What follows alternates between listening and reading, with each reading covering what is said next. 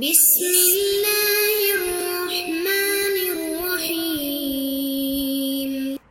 الحمد للہ رب العالمین والصلاة والسلام علی سید الانبیاء والمرسلین، اما بعد فاستعیذ باللہ من الشیطان الرجیم، بسم اللہ الرحمن الرحیم۔ السلام علیکم ورحمۃ اللہ وبرکاتہ۔ عزیز طلبہ کرام، امید کرتا ہوں احباب خیر سے ہوں گے۔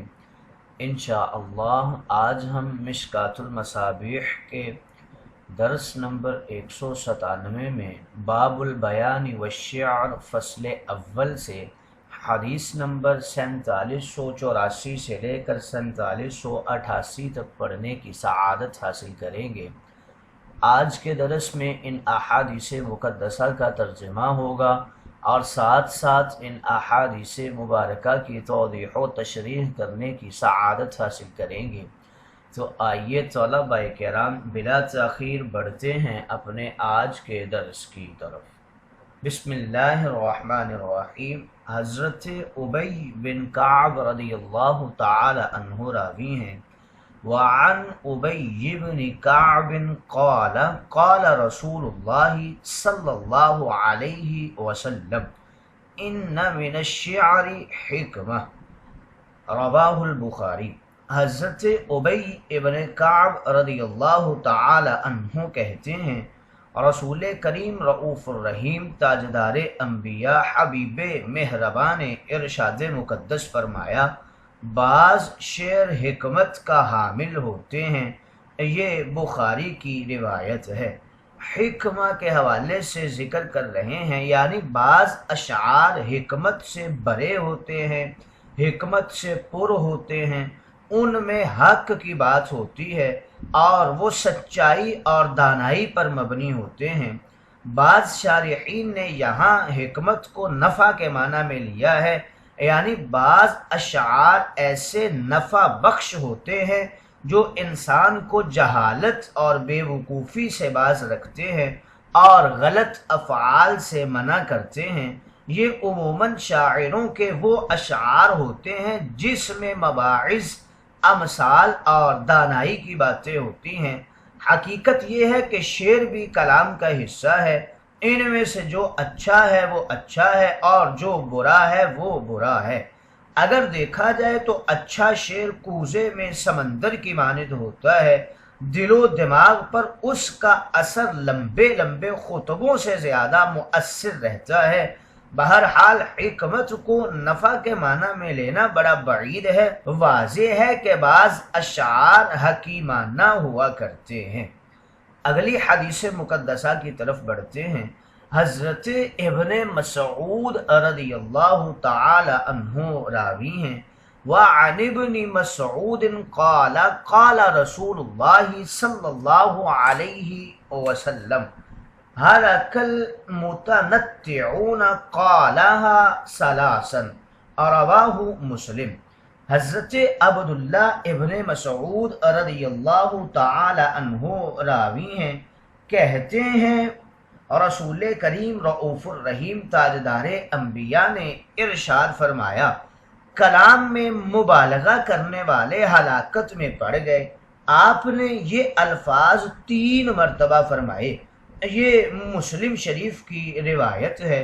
المتنطعون، تنطع یہ باب تفاعل سے ہے، یہ منہ پھاڑ پھاڑ کر مبالغہ کے ساتھ کلام کرنے والے کو کہتے ہیں، یعنی جس کے کلام میں تصنع اور بناوٹ بھی ہو اور بے جا چاپلوسی خوش آمد بھی ہو، بلکہ سارا کلام ہی خوش آمد کی غرض سے ہو اور بلا فائدہ عبارت آرائی بھی ہو، الفاظ کی نمائش بھی ہو، چست جملوں کی عیاشی بھی ہو۔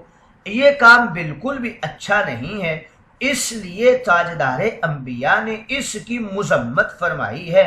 ظاہر ہے جھوٹ ملا کر خلاف حقیقت بات کرنا اور باطل کو حق ثابت کرنا، یہ تو کوئی کمال نہیں ہے۔ اگلی حدیث مقدسہ کی طرف بڑھتے ہیں۔ حضرت ابو ہریرہ رضی اللہ تعالی عنہ راوی ہیں، وعن ابی ہریرہ قال قال رسول اللہ صلی اللہ علیہ وسلم اصدق کلمۃ قالها الشاعر کلمۃ لبید الا کل شیء ما خلا اللہ باطل متفق علیہ۔ حضرت ابو ہریرہ رضی اللہ تعالی عنہ راوی ہیں، کہتے ہیں رسول کریم رؤوف الرحیم تاجدار انبیاء حبیب مہربان نے ارشاد مقدس فرمایا، سب سے سچی بات جو کسی شاعر نے کہی ہے لبید کا یہ کلمہ ہے کہ خبردار اللہ کے سوا ہر چیز فنا ہو جانے والی ہے۔ یہ بخاری و مسلم کی روایت ہے۔ اصدق کلمات یعنی تمام زبانوں اور کلمات سے زیادہ سچا کلمہ اگر کسی شاعر نے کہا ہو تو پھر وہ لبید کا یہ کلمہ ہے جو اس نے کہا تھا کہ خبردار اللہ تعالی جل جلالہ کی ذات بابرکات کے علاوہ سب فانی اور ختم ہونے والا ہے، یعنی اللہ کی ذات ہی باقی رہنے والی ہے قیامت کے بعد الی انتہا تک، یعنی نہ اس کی ابتدا کا علم ہے نہ اس کی انتہا کا علم ہے۔ تاجدار انبیاء رسول مہربان نے فرمایا یہ معیاری اور سچا کلمہ ہے۔ اس کلمہ میں قرآن کی اس آیت کے مفہوم کی طرف اشارہ ہے، کل شیء حالک الا وجہہ، اور اس آیت کی طرف بھی اشارہ ہے کل من علیہا فان ویبقى وجہ ربک ذو الجلال والاکرام۔ لبید شاعر سے متعلق یہ کہا جاتا ہے کہ یہ بہت بڑا شاعر تھا، گویا اس حدیث مقدسہ میں حقیقت پر مبنی ایک شعر کی طرف اشارہ کیا گیا ہے۔ اگلی حدیث مقدسہ کی طرف بڑھتے ہیں۔ حضرت عمر بن شرید رضی اللہ تعالی عنہ راوی ہیں، وعن عمر بن شرید عن ابیہ قال ردفت رسول اللہ صلی اللہ علیہ وسلم یوما فقال هل معك من شعر امیۃ بن ابی السلط شیء قلت نعم قال ہی فأنشدته بيتا فقال هي ثم أنشدته بيتا فقال هي حتى أنشدته 100 بيت رواه مسلم۔ حضرت عمر ابن شریر اپنے والد سے نقل کرتے ہیں کہ انہوں نے کہا ایک دن میں رسول کریم کے پیچھے آپ کی سواری پر بیٹھا ہوا تھا، تاجدار انبیاء رسول مہربان نے مجھ سے ارشاد مقدس فرمایا کیا تمہیں امیہ ابن ابی سلط کے کچھ اشعار یاد ہیں؟ میں نے عرض کیا جی ہاں یا رسول اللہ۔ آپ نے فرمایا اچھا تو پھر سناؤ۔ آپ کو میں نے ایک شعر سنایا، آپ نے فرمایا ہی اور سناؤ۔ میں نے پھر ایک شعر سنایا، آپ نے پھر فرمایا اور سناؤ۔ اسی طرح مزید سنانے کی فرمائش کرتے رہے اور میں سناتا رہا یہاں تک کہ میں نے 100 اشعار سنائے۔ یہ مسلم شریف کی روایت ہے۔ امیہ بن ابی سلط زمانہ جاہلیت میں جن لوگوں نے بت پرستی کی مخالفت کی تھی اور توحید کا اجمالی اعلان کیا تھا، وہ لوگ حنفاء اور موحدین کے نام سے یاد کیے جاتے ہیں۔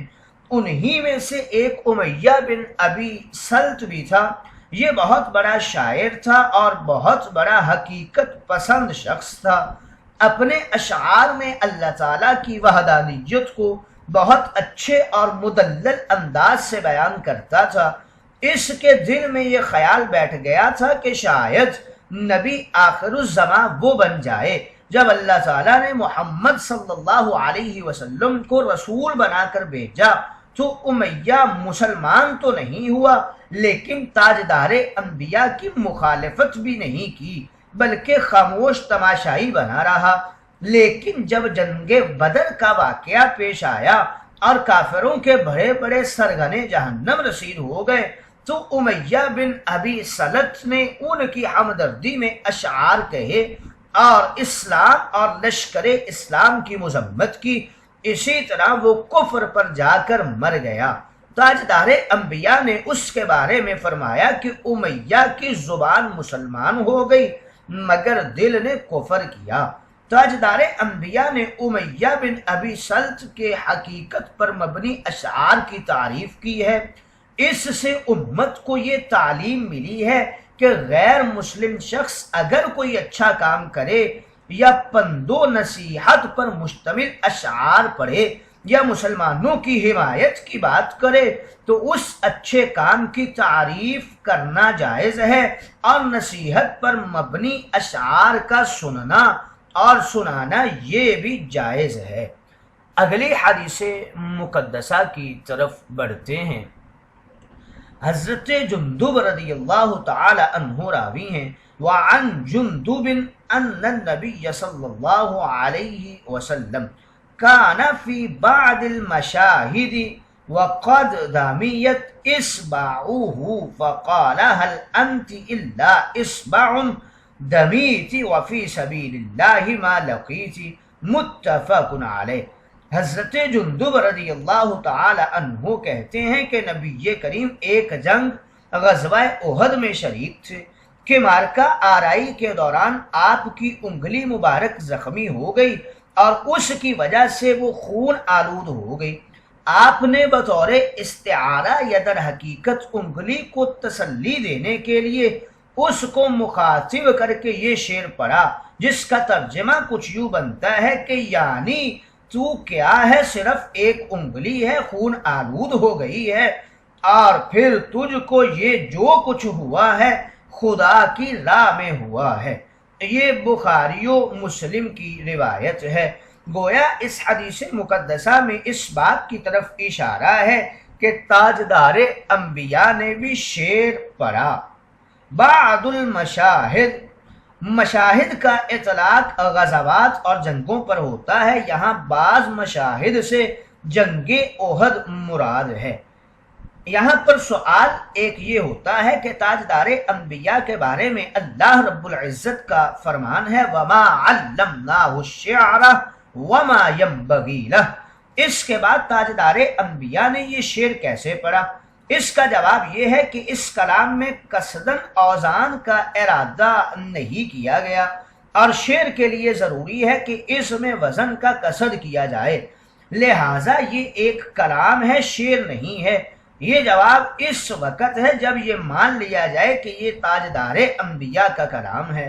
اور دوسرا جواب یہ ہے کہ بعض علماء نے کہا ہے وَمَا عَلَّمْنَاهُ الشِّعْرَ میں فن شاعری کی نفی ہے، ایک آدھ شعر بنانے اور پڑھنے سے آدمی کو شاعر نہیں کہا جاتا۔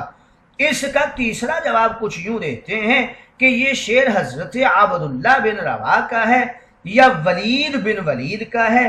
تاجدار انبیاء نے کبھی کبھی کسی شاعر کے شعر کو بطور مثال و امتثال پڑھا ہے، اس سے آدمی شاعر نہیں بنتا۔ شاعری کے لیے بڑے قواعد و ضوابط درکار ہوتے ہیں، اور لطف کی بات یہ ہے کہ دوسرے شاعر کے شعر پڑھنے میں بھی کبھی کبھی تاجدار انبیاء سے وزن ٹوٹ جایا کرتا تھا، تو گویا تاجدار انبیاء کی طرف شعر گوئی کی نسبت کرنا بالکل بھی درست نہیں ہے۔